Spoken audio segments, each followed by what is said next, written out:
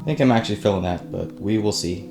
You know, it's really crazy because for the longest time, I've been thinking like, I need to hammer my chest, I need to get it bigger, I need to be making sure that I'm giving it enough volume throughout the week.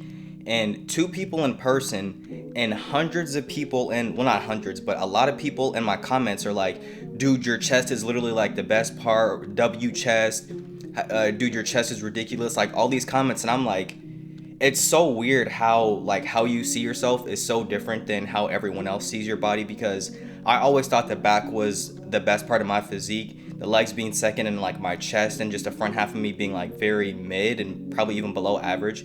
But that is not the case. So today I'm going to be showing you guys my go-to chest exercises, because I went through my list of videos. I guess I haven't done this. I could have swore I did this. If I did do this, you're about to watch it again. But these are just going to be my go-to exercises and the exercises that I've been doing the past probably like year-ish or so, like 6 months, to build the chest that I have now. But before we get started, I feel like I have to say this in every video, just because when I was younger and I was watching videos like this, I would get very false expectations about like how to get the physique and stuff that everyone that I watched had.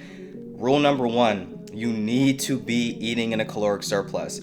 That was the biggest mistake I was making. I was going to the gym, I was training till absolute failure and annihilating myself every single exercise, every single set.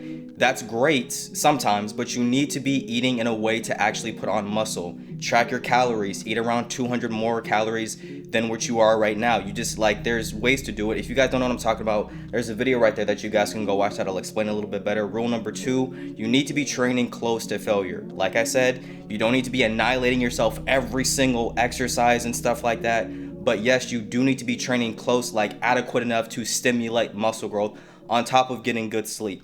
Now, with that said, we have a push day today, and I'm going to be showing you guys my go-to chest exercises, and let me know if you guys are going to do these.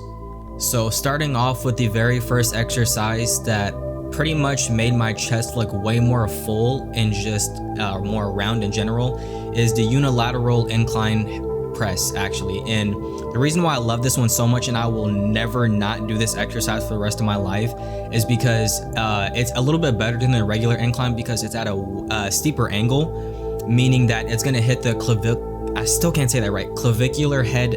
It's still going to hit the clavicular head of your chest a lot better than it would a regular incline. Now, the reason why this is also good is because it hits your front delts enough, but it hits your upper chest way more, and it just allows them to both work in tandem without each one tiring itself out. It's like a overhead press and an incline press had a baby. This would be the kid that come out of that, and this would be the golden kid. It's literally one of my favorite chest exercises. And you'll see one of the things that I do, and I started doing this a lot more recently, and this has blown up my chest like you would not believe. I do a drop set, and what I do on this drop set is I obviously take the weights off, but I wait maybe like 20 or 30 seconds. It kind of just depends on how I feel.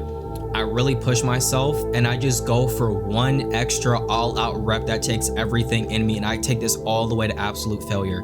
It's kind of like a myo rep, where if you have a set of 15, you do 10, take a break, you do 2 more, take a break, and do 3 more. That's kind of the whole thing of this, but instead I'm just doing one all-out rep that takes everything in me on the very last set.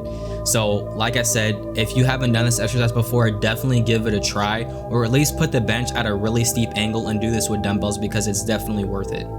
The next exercise on the list is the cable crossover, or the cable flies. The reason why I prefer these over dumbbells is because you're a lot more stable, and I just feel like it's you have better control over the weight, which is what you want at the end of the day. I've been doing these for the longest time. It's just one of my favorite exercises. It allows you to really stretch out the fibers at the eccentric and then really control them.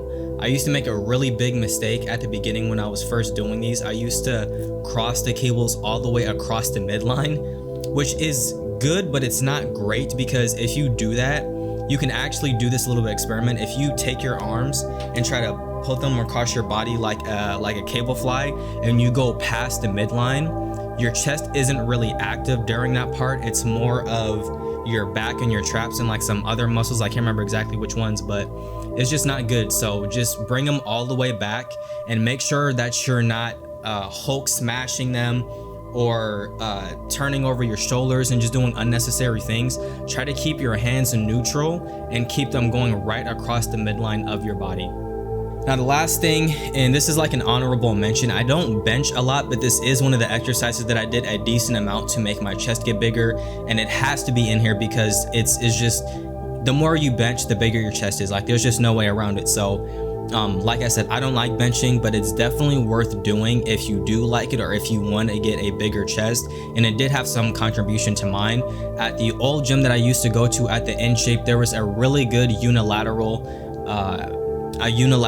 bench press that I'm not exactly sure what the name was, but it was really great, and I used that a lot at the beginning of my overall development. That helped me get to where I am. So if you have a bench press or a unilateral press machine, definitely get on those as much as you can. And like I already mentioned, eat a caloric surplus, push yourself close to failure, and make sure you're eating enough. So I kind of realized like halfway through recording this video that I did already do this video before, and I was wondering, why does it feel so familiar doing this video?